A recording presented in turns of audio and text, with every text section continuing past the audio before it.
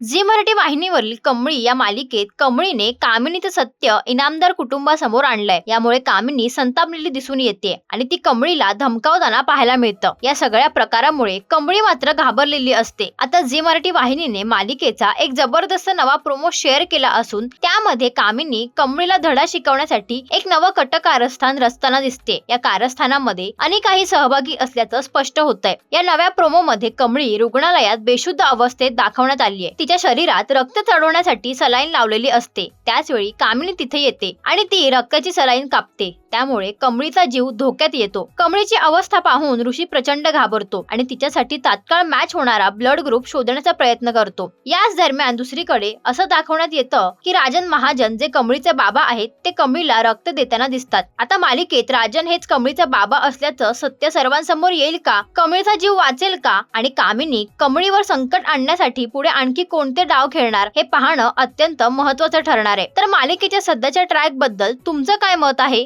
हे आम्हाला कमेंट्सद्वारे नक्की कळवा.